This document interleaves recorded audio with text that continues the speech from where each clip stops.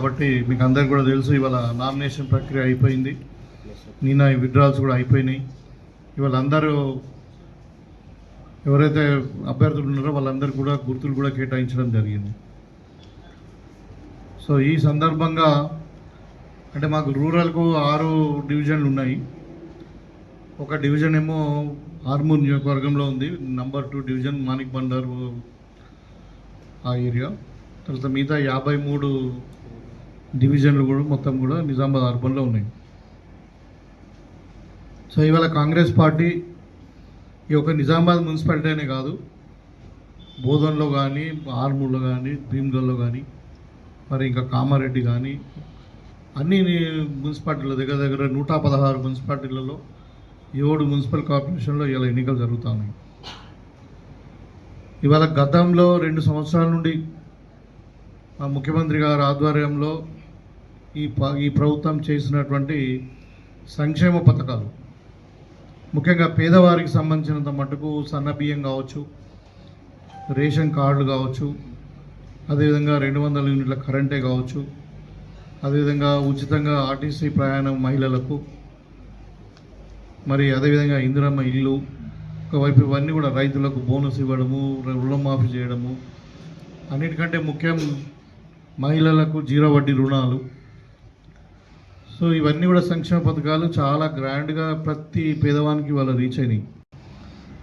So ప్రభుత్వం యొక్క ఆలోచన విధానాలు కూడా ఏమున్నాయంటే, ఇలా గ్లోబల్ సిటీగా హైదరాబాద్ను తయారు చేయాలి, వ్యవసాయం రంగాన్ని అభివృద్ధి చేసి రైతును రాజును చేయాలి, మరి మహిళలను సెల్ఫ్ ఎంప్లాయ్మెంట్ కింద మహిళా స్వశక్తి పేరు మీద 0 వడ్డీతోని 1 కోటి మంది మహిళలను కోటీశ్వరులు చేయాలా అనే వాళ్ళ బిజినెస్ ఎక్స్పాండ్ చేయడము, అంటే వాళ్ళు సెల్ఫ్ అంటే స్వలంబన, ఆర్థిక స్వలంబన కొరకు ఏదైతే ప్రభుత్వం ఆలోచిస్తూ ఉందో, అదేవిధంగా విద్యార్థులు చదువుకున్న వాళ్ళకి స్కిల్స్ డెవలప్ చేసి మరి ఉద్యోగం రావాలి, చదువుకుంటే సరిపోదు, ఉద్యోగాలు రావాలి. కాబట్టి ఉద్యోగ కల్పన కొరకు స్కిల్ యూనివర్సిటీ, మరి ఆరోగ్యవంతమైన తెలంగాణ ఏర్పడడానికి ఒకసారి స్పోర్ట్స్ యూనివర్సిటీ, ఈ సీఎం కప్పులు, ఇవన్నీ కూడా మీకు తెలిసి ఇలా ఎడ్యుకేషన్ రంగాల్లో కూడా పెద్ద ఎత్తున రివాంపింగ్ జరుగుతూ ఉంది.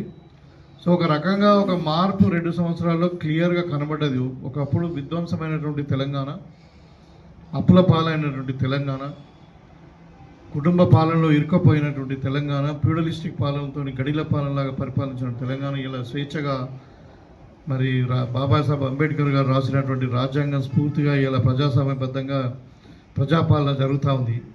మీకు అందరికీ కూడా తెలుసు, అంటే మార్పు జరిగింది. సో ఈ సందర్భంగా మన సర్పంచ్ ఎన్నికలు అయినాయి.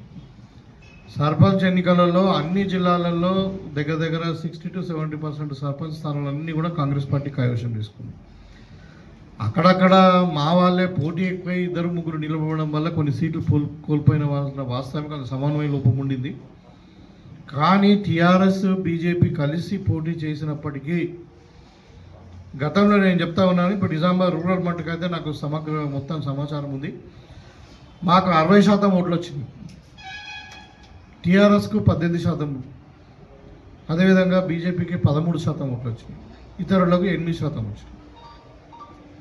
సో ఈ రఫ్గా ఒక సబ్జెక్ట్ కరెక్షన్ 1% అటు ఇటు, కానీ అదే సేమ్ ఇవాళ మున్సిపాలిటీలు కూడా రిపీట్ కాబోతుంది. ఇవాళ నిజామాబాద్ మున్సిపాలిటీ మటుకు బీజేపీ వాళ్ళు మళ్ళా ఎంఐఎం వాళ్ళు వీళ్ళు ఎట్లా ఉందంటే సినిమా షూటింగ్ లాగా ఉంది. మిమ్మల్ని మేము కొట్టినట్టు చేస్తాం, మీరు ఏడ్చినట్టు చేయండి అన్నట్టు. వీళ్ళు వాళ్ళని తిడతారు, వాళ్ళు వీళ్ళని తిడతారు, ఇద్దరు కలిసి పనిచేస్తున్నారు అన్నది మా ఒక భావన. బీజేపీ ఎంఐఎం ఇద్దరు కలిసి వాళ్ళు హిందువులను రెచ్చగొడతారు, వీళ్ళు ముస్లింలను రెచ్చగొడతారు. ఇద్దరు కలిసి పనిచేసి ఏంటంటే వాళ్ళ ముస్లింస్ ఓటు వాళ్ళకి కావాలి, హిందువుల ఓటు వీళ్ళకి కావాలి. ఇద్దరు కలిసి కుట్రబాన్ని కాంగ్రెస్ పార్టీని దెబ్బతీసే ప్రయత్నం చేస్తూ ఉన్నారు. అది మన మహారాష్ట్ర ఎన్నికల్లో చూసినాం, ఇలా బీహార్ ఎన్నికల్లో చూసినాం. అది ఒక కుట్ర చాలా రోజులు జరుగుతూ ఉంది. కాబట్టి దీన్ని నేను ఏమంటే ప్రజలు గమనించాలి. ఇలా కాంగ్రెస్ పార్టీ ఒక సిద్ధాంతం ఏంది, ఇవాళ మనం ఏ విధంగా ఎన్నికలలో ముందుకు పోయినాం. మొన్న గ్రామ పంచాయతీ ఎన్నికలలో ప్రధానంగా 2 అంశాలు, ఒకటి సంక్షేమం, ఇంకొకటి అభివృద్ధి, తర్వాత ప్రజాపాలన, అంటే స్వేచ్ఛ, ప్రజాస్వామ్యము, ఇదంతా. అదే సేమ్ ఎజెండాతోని వాళ్ళ మేము మున్సిపల్ ఎన్నికలలో పోతున్నాం. మా యొక్క ఎజెండా ఉంది ఇలా ఇందూరు పట్టణం అంటే ఒకప్పుడు ఏదైనా అభివృద్ధి జరిగిందంటే పెద్దలు అప్పుడు డి శ్రీనివాస్ గారు ఉన్నప్పుడే జరిగింది.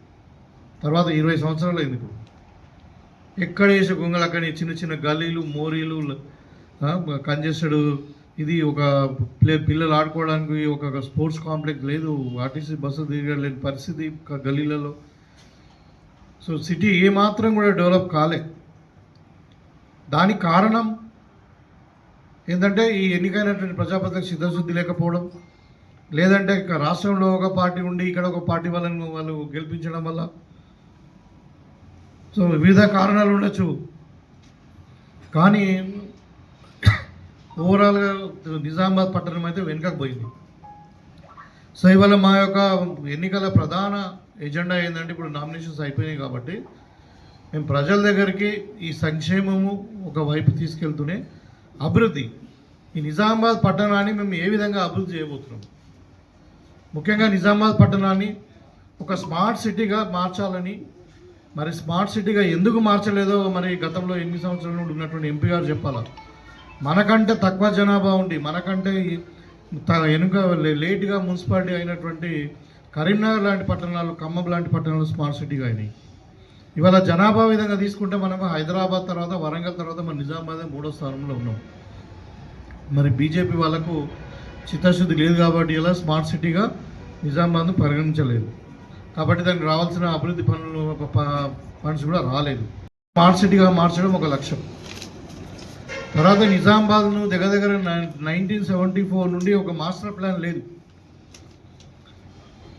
ఏదో టీఆర్ఎస్ వాళ్ళు కొద్ది మధ్యన ప్రయత్నం చేసిన తర్వాత వాళ్ళు ఇక్కడ ఉన్న rural MLA and urban MLA ఇంకా వాళ్ళు అందరూ కలుసుకొని ఇక రియల్ ఎస్టేట్తో మాట్లాడుకొని అది ఏం చేసారో అదైతే పోయింది. ఇక్కడ రోడ్ వేస్తామని మీ దగ్గర పైసలు తీసుకున్నారు, అక్కడ రోడ్ వేస్తామని మా దగ్గర పైసలు తీసుకున్నారు. గందరగోళం ఉండి ఇలా అదే పక్కకు పడేసి. సో మేమేంటంటే ఇవాళ ఒక 50 ఏళ్ళ ప్రణాళికలతో నిజామాబాద్ పట్టణాన్ని ఒక అగ్రగామి డెవలప్డ్ పట్టణంగా డెవలప్ చేయడానికి కావాల్సిన మాస్టర్ ప్లాన్ మేము తయారు చేయబోతున్నాం. తర్వాత నిజామాబాద్కు ఒక రింగ్ రోడ్డు, ఒక సైడ్ కొంచెం రిజర్వ్ ఫారెస్ట్ ఉన్నప్పటికీ ఒక రింగ్ రోడ్డుకు ప్రపోజల్ 2000 కోట్లతో ఒక రింగ్ రోడ్ ప్రపోజల్ పెట్టినాం. ఇవాళ ఒక 10 ఎకరాలలో ఒక మంచి స్పోర్ట్స్ కాంప్లెక్స్ కట్టబోతున్నాం. ఇవాళ ఒక మంచి ఎలక్ట్రానిక్ బస్సులకు సంబంధించిన పొల్యూషన్ ఫ్రీ బస్ స్టాండ్ రాబోతుంది త్వరలోనే. తర్వాత అన్నీ కూడా అంటే ఇన్ఫ్రాస్ట్రక్చర్, ఇప్పుడు పిల్లలు ఆడుకోవడానికి కానీ, తర్వాత పెద్దవాళ్ళు ఎవరైనా వాకింగ్ చేయడానికి ఒక లంగ్ స్పేస్ లేదు, ఒక మంచి ఒక పార్క్ ఏర్పాటు చేయబోతుంది. ఇవాళ నిజామాబాద్ పట్టణం ఏంటంటే గంగా జమున తైజీబ్ అంటారు, హిందూ ముస్లిమ్స్ కలిసి ఉండేటువంటి పట్టణం. హైదరాబాద్ లాగా ఇది కూడా ఒక నిజామాబాద్ కూడా పట్టణం అలాంటిది. మంచి ఫ్రెండ్లీ వాతావరణంలో మత సామరస్యంతో మరి ఏమాత్రము విద్వేషాలు లేకుండా ఒక ప్రశాంతమైన ప్రజాస్వామిక వాతావరణం ఉండాలన్నది కాంగ్రెస్ పార్టీ కోరిక. ఈ ఎజెండాతోనే మేము ఇలా మా ప్రభుత్వం ఉన్నది 2 సంవత్సరాలు మేము మార్పు చూపించినాం. మా ముఖ్యమంత్రి రేవంత్ రెడ్డి గారు ఒక విజన్ వల్ల ఇలా తెలంగాణ అభివృద్ధి చెందుతూ ఉంది. మరి ఆయన నాయకత్వంలో ఇంకా ప్రభుత్వం ఇంకా 3 సంవత్సరాలు ఉంది. మరి ప్రజలు డెఫినెట్గా మళ్ళీ కూడా ఆదరిస్తారు, ఇంకా 10 సంవత్సరాలు మేమే ఉంటామని చెప్పి చెప్తా ఉన్నాం. సో ఈ విజన్తో, ఈ డెవలప్మెంట్తో, ఈ సంక్షేమ పథకాలతో మేము ఇలా నిజామాబాద్ ప్రజల దగ్గరికి, ఓట్ల దగ్గరికి పోతా ఉన్నాం. తప్పకుండా కాంగ్రెస్ పార్టీ 35 పైచిలకు కార్పొరేషన్ డివిజన్లను గెలుచుకొని ఇండిపెండెంట్గా మేయర్ స్థానాన్ని కైవసం చేసుకోబోతుంది. ఇట్స్ అ గ్యారంటీ, రాసుకోండి. ఇదే కాదు, మీరు ఇవాళ 117లో దగ్గర 100కి పైగా మున్సిపాలిటీస్ కూడా మేము కైవసం చేసుకోబోతున్నాం. అదేవిధంగా 7కి 7 కార్పొరేషన్స్ కూడా మేము కైవసం చేసుకోబోతున్నాం. ఇవాళ బీజేపీ వాళ్ళు ఏదో మాట్లాడుతున్నారు, నిజామాబాద్ను ఇందూరుగా మారుస్తామని.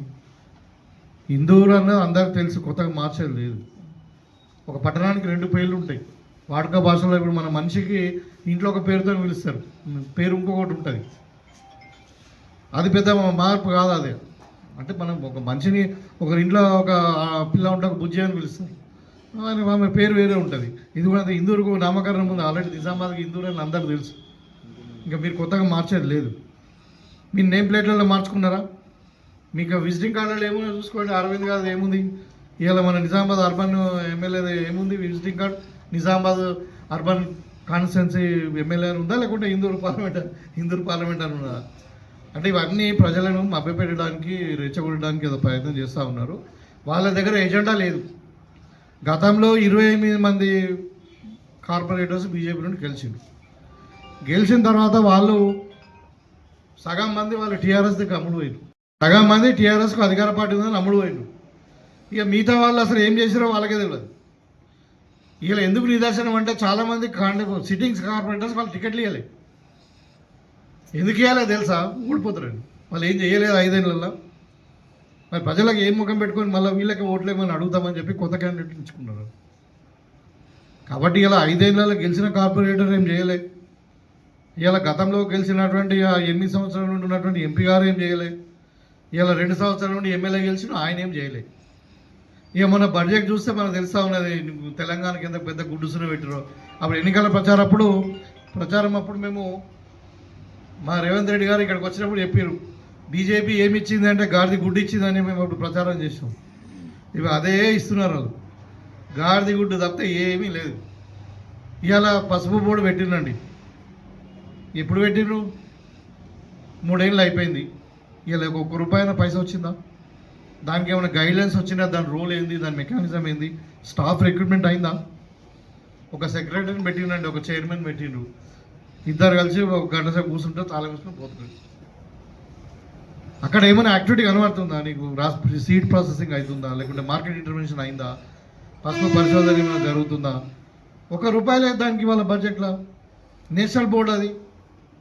అంటే నేను ఎగ్జాంపుల్ చెప్తాను, బీజేపీ వాళ్ళు చేసింది శూన్యం. అందుకే మేము ప్రజలకు పిలిపియదలుచుకున్నాం. ఏంటంటే ప్రభుత్వం ఏదైతే ఉందో దానికే పట్టం కట్టండి. ఇవాళ కాంగ్రెస్ పార్టీ అధికారంలో ఉంది, రేవంత్ రెడ్డి గారు ముఖ్యమంత్రిగా ఉన్నారు. మీరు కార్పొరేషన్ మేయర్ కూడా కాంగ్రెస్ పార్టీని ఎన్నుకుంటే అభివృద్ధిలో మనం ముందుకు సాగుతాం. మన తెలంగాణలో మన నిజామాబాద్ అనేది ఒక ప్రముఖమైన పట్టణం. ఇవాళ మన పట్టణం గత 20 సంవత్సరాల నుండి వెనుకకు పోతుంది. దాన్ని అరికాటాల్సిన అవసరం ప్రజల మీద ఉన్నదని చెప్పి మేము చెప్తా ఉన్నాం. ఇవాళ టీఆర్ఎస్ లేదా కన్మరుగు అయిపోయాను. ఏడైనా ఉంటే కూడా వాళ్ళు మ్యాచ్ ఫిక్స్ ఉన్నారు టీఆర్ఎస్ బీజేపీతోని. నేను కాంగ్రెస్ పార్టీకి క్లియర్గా సెక్యులర్ పార్టీ, మాకు బీజేపీ ఎంత దూరమో ఎంఐఎం కూడా అంతే దూరం. వీళ్ళిద్దరు కలిసి పనిచేస్తున్నారని చెప్తా ఉన్నారు కదా, పోలరైజేషన్ కొరకు. దీన్ని ఓటు పోలరైజేషన్ అంటారు.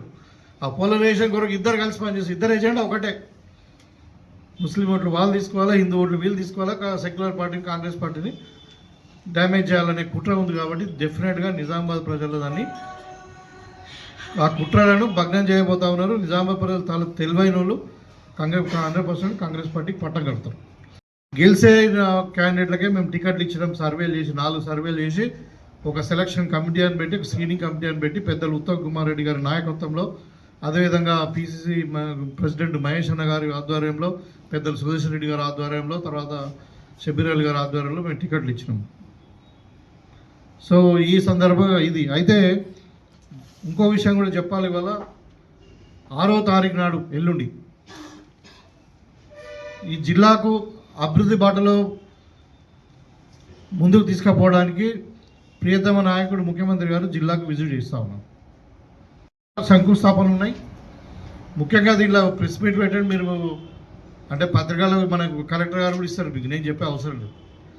కానీ ఇవాళ దగ్గర మనకు 700 కోట్ల రూపాయల ఫౌండేషన్స్ వేస్తున్నాం మనం. 700 కోట్ల రూపాయల శంకుస్థాపనను ముఖ్యమంత్రి గారు వేస్తున్నారు.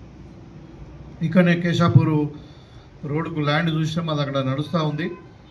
అక్కడనే హెలికాప్టర్ దిగుతుంది, అక్కడనే ఈ ఫౌండేషన్స్ కూడా. దీంట్లో ఏంటంటే ముఖ్యంగా 3 integrated young India integrated schools, ఒకటి నిజామాబాద్ రూరల్ది, ఇంకొకటి ఆర్మూర్ది, ఇంకొకటి బోధన్ది. ఈ 3 600 కోట్ల రూపాయలు దీనికి ఫౌండేషన్ ఇస్తాము. తర్వాత తెలంగాణ యూనివర్సిటీ, మీకు అందరు కూడా తెలుసు, తెలంగాణ ఉద్యమంలో రాజశేఖర రెడ్డి గారి టైంలో తెలంగాణ యూనివర్సిటీ వచ్చింది. ఏ ఎడ్యుకేషన్ ఇన్స్టిట్యూషన్ మీరు చూడండి, IIIT ఎవరు ఇచ్చారు? రాజశేఖర రెడ్డి గారు కాంగ్రెస్ పార్టీలో వచ్చింది. మెడికల్ కాలేజ్ ఎవరు ఇచ్చారు? కాంగ్రెస్ పార్టీ హయాంలో వచ్చింది. ఇలా యూనివర్సిటీ ఎవరు ఇచ్చిన కాంగ్రెస్ పార్టీ హయాంలో వచ్చింది. ఇవాళ ఇంటిగ్రేటెడ్ స్కూల్స్ కాంగ్రెస్ హయాంలో వస్తున్నాయి. ఈ యూనివర్సిటీకి 10 సంవత్సరాలు సంవత్సరానికి 100 కోట్లు ఇస్తామని చెప్పి ₹1 ఇవ్వలేదు గతంలో. మీకు తెలుసు, వైస్ ఛాన్సలర్ లేకుండా ఇన్ఛార్జ్ రిజిస్ట్రార్ పేరుతో పెట్టుకొని ఇన్ఛార్జ్ వైస్ ఛాన్సలర్ పేరు మీద పెట్టుకొని యూనివర్సిటీని నడిపించారు. అది మీకు అందరూ కూడా తెలుసు. చాలామంది మధ్యాహ్న భోజనం దొరకక బస్సు కూడా సరిగ్గా లేదని చెప్పి ధర్నాలు చేసినటువంటి సందర్భం మనకు. ఇవాళ కాంగ్రెస్ పార్టీ అధికారానికి వచ్చిన తర్వాత అది నా అదృష్టవశాత్తు ఏంటంటే అది నా కాన్ఫిడెన్స్లో ఉంది. నాకేమో చదువు అంటే బాగా చదువుకున్నామని కాబట్టి నాకు చదువు అంటే కొంచెం అంటే మక్కువ. నాకు చదువు వ్యవసాయం రెండు నాకు బాగా ఇంట్రెస్ట్. సో ఇలా యూనివర్సిటీ మీద మేము స్పెషల్ ఇంట్రెస్ట్ చూపించి ఇవాళ మనకు ఈ గవర్నమెంట్ వచ్చిన తర్వాత ముఖ్యంగా మనకు చాలా కాలం నుండి కోరుకున్నటువంటి ఇంజనీరింగ్ కాలేజీని ప్రభుత్వం మనకు శాంక్షన్ ఇచ్చింది. దాంట్లో ముఖ్యంగా 4 కోర్సులు, కంప్యూటర్ సైన్స్ సంబంధించినవి, సాఫ్ట్వేర్కి సంబంధించినవి 4 కోర్సులు, ఆర్టిఫిషియల్ ఇంటెలిజెన్స్ కూడా ఉందన్న. సో 4 కోర్సులకు సంబంధించి ఇంజనీరింగ్ కాలేజ్ మనకు ప్రకటించింది. నడుస్తుంది, ఇప్పుడు క్లాసులు కూడా నడుస్తున్నాయి. అదేవిధంగా మనది వ్యవసాయం సంబంధించినటువంటి కాలేజ్ కాబట్టి, అంటే జిల్లా కాబట్టి మనకు అగ్రికల్చర్ కాలేజ్ కావాలని చెప్పి ముఖ్యమంత్రి గారిని కోరుకుంటే అగ్రికల్చర్ కాలేజ్ కూడా ఇవాళ ఇచ్చింది, మనకు శాంక్షన్ అయింది. అయితే ఇప్పుడు యూనివర్సిటీలో ఇన్ఫ్రాస్ట్రక్చర్ చాలా కావాలా అని చెప్పి నేను రాగానే వచ్చిన తర్వాత ఫస్ట్ విజిట్లోనే మన వీసీని, అప్పుడు వీసీ లేకుండా రిజిస్ట్రార్ పిలిచి చేసి మొత్తం యూనివర్సిటీకి సంబంధించిన ఇన్ఫ్రాస్ట్రక్చర్ ఏముందని చెప్పి అడిగి మేము ముఖ్యమంత్రి గారికి ఒక నోట్ తయారు చేసి ఇచ్చినాం. దాంట్లో భాగంగానే ఇవాళ మనకు యూనివర్సిటీలో దగ్గర 43 కోట్ల రూపాయలు, 43 కోట్ల రూపాయలు ఏంటంటే 3 వర్క్స్. ఒకటి పిల్లలు కన్వెన్షన్ కొరకు ఒక ఆడిటోరియము 17 కోట్ల రూపాయలది ఆడిటోరియం. అదేవిధంగా అడ్మినిస్ట్రేటివ్ బిల్డింగ్, ఇన్ని రోజులు అయింది అడ్మినిస్ట్రేటివ్ బిల్డింగ్ లేదు. అడ్మినిస్ట్రేటివ్ బిల్డింగ్ ఒక 18 కోట్లు.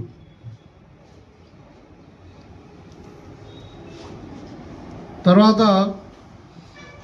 ఇప్పుడు ఇంజనీరింగ్ కాలేజ్ ఇచ్చింది కాబట్టి ఇంజనీరింగ్ కాలేజ్ కోర్సులు ఏమి చేస్తున్నారంటే ఇప్పుడు ఆల్రెడీ ఒక సైన్స్ బిల్డింగ్ ఉంది, ఆ సైన్స్ బిల్డింగ్లో నడిపిస్తున్నారు.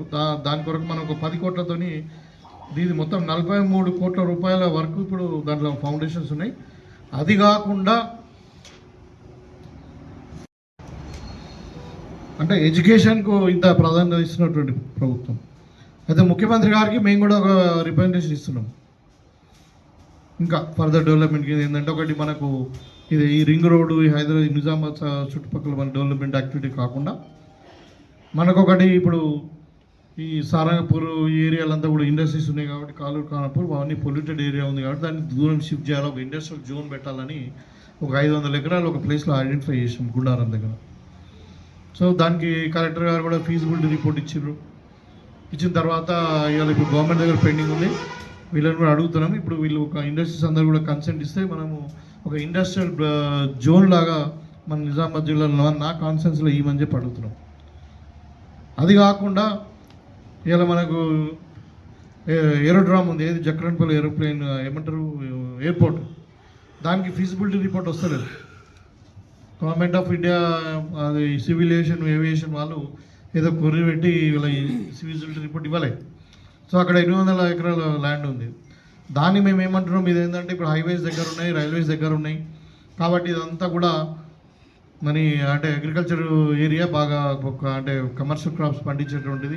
మన దగ్గర వరి కూడా ఇప్పుడు ఎక్స్పోర్ట్ అవుతూ ఉంది, పసుపు ఎక్స్పోర్ట్ అవుతూ ఉంది, పసుపు కూడా మన దగ్గర ఉంది కాబట్టి దాని మీద ఒకటి డ్రై పోర్ట్ పెట్టమని అడుగుతున్నాం. అక్కడ ఒక డ్రై పోర్ట్ అడుగుతూ ఉన్నాం మనం. అది కాకుండా యూనివర్సిటీలో కూడా ఇప్పుడు బీఈడి కాలేజ్ లేదు, ఉన్నది కానీ అది సెల్ఫ్ ఎయిడెడ్ కింద ఉంది. సో కాబట్టి బీఈడి కాలేజ్ ఒకటి, తర్వాత దాంతోపాటు ఏమంటారు బీపెడ్ అంటారా, బీపెడ్ అంటే ఫిజికల్ ఎడ్యుకేషన్ కోర్సు సంబంధించిన కోర్సు అది కూడా పెట్టాలని. తర్వాత ఒక ఫార్మసీ అంటే ఫార్మసీ కాలేజ్ అడుగుతున్నాం. మన దగ్గర లా కాలేజ్ ఉంది, అన్నీ ఉన్నాయి. ఇప్పుడు ఒక ఫార్మసీ లేదు, ఫార్మసీ కాలేజ్ కూడా మనం ముఖ్యమంత్రి గారికి మేము ప్రపోజల్ పెట్టబోతాము. ఇంకా మళ్ళీ ఇప్పుడు డిచ్వాలీ టు ఆర్మూర్ రైల్వే ట్రాక్ వరకు ప్రపోజల్స్ పెట్టమని సెంట్రల్ గవర్నమెంట్కు ముఖ్యమంత్రి గారిని కోరుతున్నాం మన కాన్సెన్స్లో. అంటే ఇప్పుడు రైల్వే ట్రాక్ నిజామాబాద్కి వెళ్ళి పోవాలా, ప్రతిదీ నిజామాబాద్కి వెళ్ళి ఆర్మూర్కి పోవాలనుకుంటే ఇప్పుడు మనం డైరెక్ట్ డిస్పెల్కి వెళ్ళి ఆర్మూర్కు రైల్వే ట్రాక్ అడుగుతున్నాం. అదంటే నేను ముఖ్యమంత్రి గారికి ప్రపోజల్ పెడతా ఉంది ఏంటంటే గవర్నమెంట్ ద్వారా ప్రపోజల్ పంపి సెంట్రల్ గవర్నమెంట్ రైల్వే ట్రాక్ అని. అది కాకుండా 21 ప్యాకేజ్ కంప్లీట్ చేయాలి, అది మనం ప్రామిస్ చేసామని చెప్తున్నాం. ముఖ్యమంత్రి గారు కూడా సానుకూలంగా ఉన్నారు. సో అట్లా ఇంకా కొన్ని బ్రిడ్జెస్, ఇన్ఫ్రాస్ట్రక్చరు, మొత్తం మీద కాన్స్టిట్యున్సీకి కావాల్సిన డెవలప్మెంట్ అని కూడా ఒక రిప్రజెంటేషన్, ఒక నోట్ తయారు చేసి ముఖ్యమంత్రి గారికి ఇవ్వబోతున్నాము. సో ఈ సందర్భంగా నేను జిల్లా ప్రజలందరూ కూడా కోరుతా ఉన్నాం ఏంటంటే, ముఖ్యమంత్రి గారు ఒక అఫీషియల్గా మొట్టమొదటిసారి వస్తూ ఉన్నాడు, మన జిల్లా అభివృద్ధి కార్యక్రమాల కొరకు వస్తూ ఉన్నాడు. కాబట్టి మీరందరూ కూడా పెద్ద ఎత్తున తరలి వచ్చి ముఖ్యమంత్రి గారి కార్యక్రమాన్ని దగ్గర ఒక 50,000 మందితో బహిరంగ సభ ఉంటుంది, ఆ మీటింగ్ను మీరు సక్సెస్ చేసి విజయవంతం చేయాలని చెప్పి కోరుతున్నాం. కాదు అంటే మన బాయ్స్ అండ్ గర్ల్స్ కలిసి ఎస్టీ సబ్ ప్లాన్ కింద ఒక 20 కోట్ల రూపాయల హాస్టల్స్, 10 కోట్లు బాలికలకు, 10 కోట్లు బాలులు, అంటే బాయ్స్ అండ్ గర్ల్స్ కొరకు each 10 course 20 course hostels for ST పిల్లలకు. అదేవిధంగా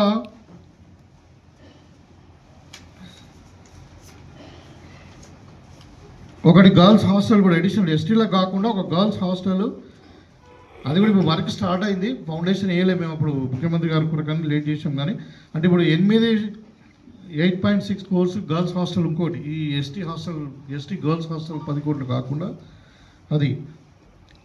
తర్వాత ఇండోర్ స్టేడియం ఒకటి 1.6 కోర్స్, అది కాకుండా ఒకటి సైన్స్ ల్యాబ్ కంప్లీట్ అయింది ఇప్పుడు, అది 18 కోట్లు. అదేమో ఇనాగ్రేషన్ 18 కోట్లకు సంబంధించిన ఒక సైన్స్ బిల్డింగ్ ఒకటి ఇనాగ్రేషను, మిగతావేమో ఫౌండేషన్. మొత్తం ఇలా దగ్గర అది కాకుండా ఇంకా మళ్ళీ ఇప్పుడు మనకి ఏకలవ్య స్కూల్ ఉంది మా కాన్స్టిట్యున్సీలో ఇందర్లో, ఆడ దగ్గర 12 కోట్ల రూపాయలు ఇన్ఫ్రాస్ట్రక్చర్ కొరకు, స్టాఫ్ క్వార్టర్స్ కొరకు. అంటే మొత్తం ఇలా ఎడ్యుకేషన్ కొరకు యూనివర్సిటీలో ఒక 90 కోట్ల రూపాయలు, ఏకలవ్య స్కూల్లో 12 కోట్ల రూపాయలు, ఒక 100 కోట్ల రూపాయలు మనకు ఓన్లీ ఎడ్యుకేషన్ సంబంధించిన ఇన్స్టిట్యూషన్స్లోనే ఇవాళ ఇనాగ్రేషన్స్ అవుతా ఉన్నాయి, ఫౌండేషన్స్ అవుతా ఉన్నాయి. దాంతోపాటు 600 కోట్ల రూపాయలు ఇంటిగ్రేటెడ్ స్కూల్స్.